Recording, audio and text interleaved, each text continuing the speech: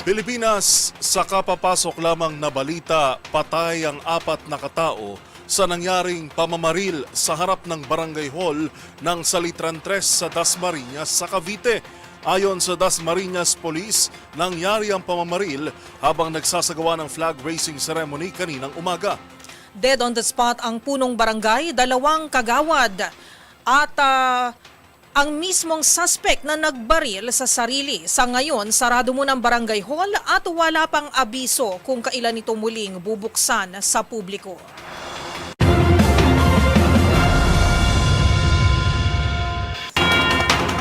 Inaasahang may kipagkita bukas si Vice President Sara Duterte sa mga miyembro ng Filipino community sa Doha sa bansang Qatar. Bibiyahe patungong Qatar ang bise ngayong araw at saka magtutungo sa The Netherlands para makipagpulong sa Filipino community sa parehong bansa at ipagdiwang ang kaarawan niya kasama ang ama na si dating Pangulong Rodrigo Duterte na nasa The Hague. Inaasahan bukas May 27 siya may kipagkita sa mga miyembro ng Filipino community sa Doha, Qatar, habang sa May 30 naman niya dadalawin ang kanyang ama at sa May 31 nila ipagdiriwang ang kanyang kaarawan. Sa June 2 hanggang June 2, inaasahang bibisita muli si VP Sara sa The Hague at sa June 4, babalik naman ng Pilipinas.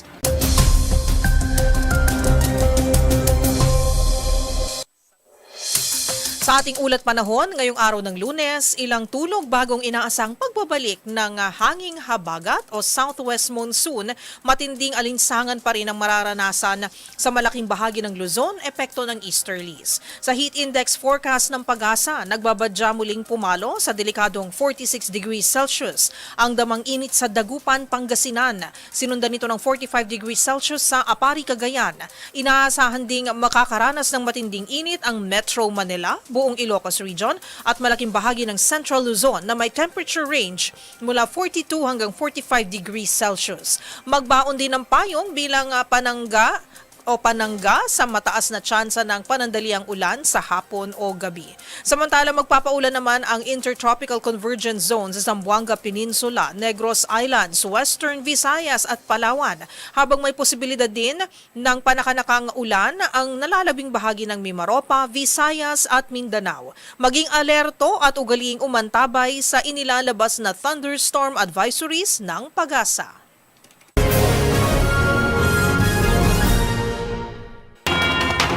Samantala, bukas na sa publiko ang isang art exhibit sa San Francisco, USA.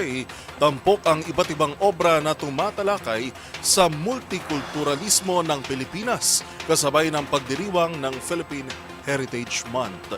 Yan at iba pang mga napapanahong balita mula sa iba't ibang panig ng mundo sa Global Headlines Report ni James Galange.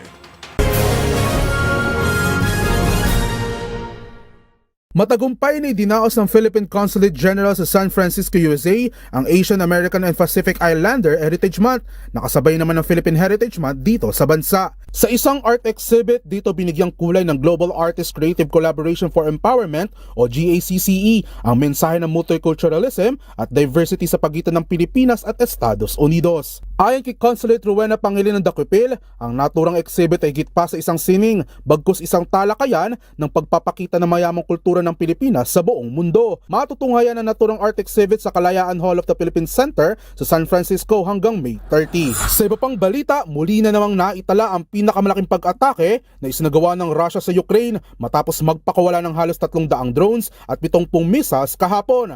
Ayon sa mga otoridad, 12 kataong nasawi kabilang ng 3 bata habang higit 10 naman ang sugatan. Muli na namang nanawagan si Ukrainian President Volodymyr Zelensky kay US President Donald Trump hinggil sa usaping pangkapayapaan. Ayon kay Zelensky, kung patuloy na mananahimik ang Amerika at ang iba pang mga bansa, lalo lamang nitong hinihikayat si Putin na ipagpatuloy ang kanyang agresyon. Samantala, nagluluksa naman ngayon ang isang ama sa Gaza matapos masawi ang 9 niyang anak sa isinagawa namang military attack ng Israel sa kanilang lugar. Habang kasalukuyan nagpapagaling naman ang ama sa ospital na nagtamo naman ng malulubang sugat sa kanyang katawan. Kinumpirma naman ito ng Israel na sila ang responsable sa likod ng mga pagsabog, ngunit iginit nilang ang mga target umano ay mga pinaghinalang suspect na malapit sa kanilang kampo. Habang sinabi rin nito na walaan nila silang ideya na may mga sibilyan pa sa lugar dahil inilikas na raw nila ito bago pa man ang mga naturang pag-atake.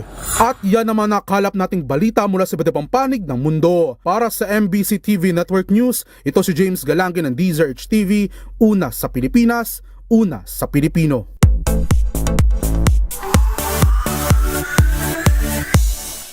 Nagpakilig ng Pinoy fans ang K-drama superstar na si Song Joong Ki sa kanyang first ever Manila fan meet na ginanap dito sa MOA Arena. Matapos ang ilang taong paghihintay, dream come true para sa ilang fans ng masilayan in the flesh ang South Korean actor na si Song Joong Ki. Ang pagbisita ng Vincenzo Star sa bansa ay bilang bahagi ng kanyang pagiging newest brand ambassador ng health and wellness brand na I Am Worldwide. Magandang hapon. Magandang hapon. Si? Kamusta po kayong lahat? Kwento ni Joong Ki, minsan na rin siyang napagbakasyon sa Cebu at sa katunayan nga niyan, marami raw siyang kaibigang Pinoy. Actually, I have some Philippine friends in Korea through my friend. And then when I stay in Italy with my wife, we have some Philippine friends there too. The image of the Philippine people is so kind always and friendly.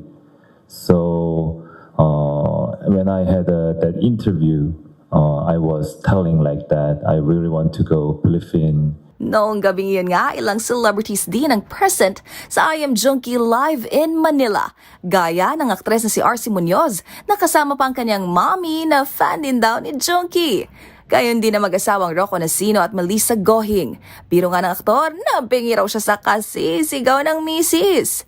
Habang isa pa talagang hashtag sumakses ay si Janice de Belen. Ang aktres hindi lang basta nasilayan ang kanyang ultimate favorite Korean actor kundi nayakap pa at nakatanggap ng bulaklak na gawa mismo ni Joong Ki. You heard it right. That night, napasabak din kasi ang aktor sa isang floral arrangement challenge. Natutunan niya raw kasi ito bilang paghahanda sa kanyang upcoming drama na My Youth, kung saan gaganap siya bilang isang florist. Bukod sa Vincenzo, ilan pa sa mga seryeng pinagbidahan ni Joong Ki ay Reborn Rich at Descendants of the Sun. Sa dami na nga rin kasing ginampan ng karakter, isang araw sa mga gusto nitong gawin in the future ay bumida bilang isang vampire. Nabis naman ang pasalamat ni Song Joong Ki sa mainit na pagtanggap ng Filipino fans, kaya din sa kanyang I Am Worldwide family na nasa likod ng kanyang first ever live appearance in Manila. Para sa MBC TV Network News, ito po kayo showbiz angel Angelica Cosman ng DZRH TV. Una sa Pilipinas, una sa Pilipinas.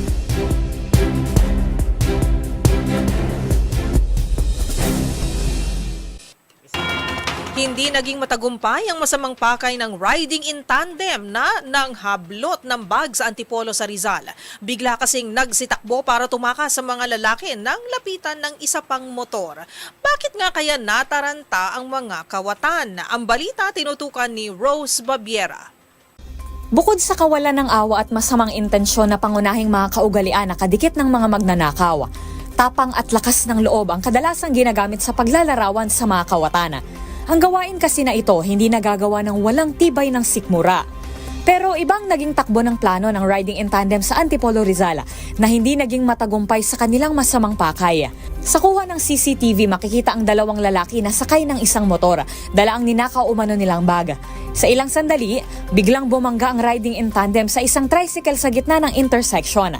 At dahil sa insidente, nahulog sa kalsada ang bag na ninakaw ng dalawa. Kita naman na tila nagpanik ang mga suspect na agad-agad na bumangon at sumakay sa motor mula sa kanilang pagkakatumba.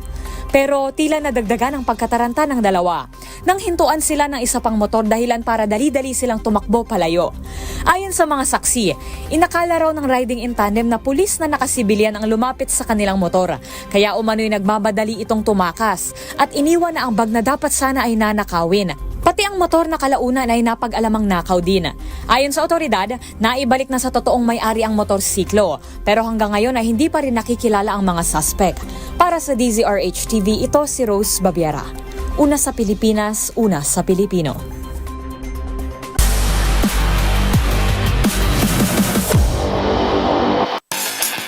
Sa Sa mundo ng tennis, bigo si Filipina tennis star Alex Ayala na makuha ang panalo sa pagbubukas ng unang round ng French Open Women's Singles. Para sa detalye, narito si Matchpoint Millie Borja. Nabigo ang Filipina tennis ace na si Alex Ayala kontra kay Emiliana Arango ng Colombia sa unang round ng 2025 French Open Women's Singles noong linggo. Nakabalik si Ayala sa ikalawang set matapos ang 3-2 na lamang bago ipagpaliban ang laban dahil sa ulan. Sa kabila nito, nanaig pa rin ang Colombian sa deciding set. Ito ang kauna-unahang paglahok ni Ayala sa main draw ng French Open Women's Singles. Sa kasalukuyan, nasa ika-70 pwesto si Ayala sa world rankings at sasabak pa sa doubles tournament kasama si Renata Zarazua ng Mexico sa Miyerkules. At yun ang mga latest updates sa mundo ng sports. Para sa MBC TV Network News, ito si Millie Borja ng DZRH TV, una sa Pilipinas, una sa Pilipino.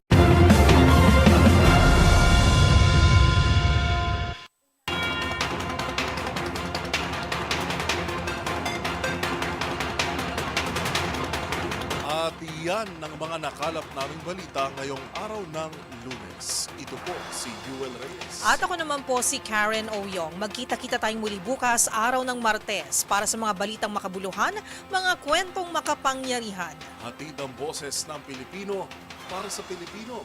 Ito ang MBC TV Network News. Una sa Pilipinas, una sa Pilipino.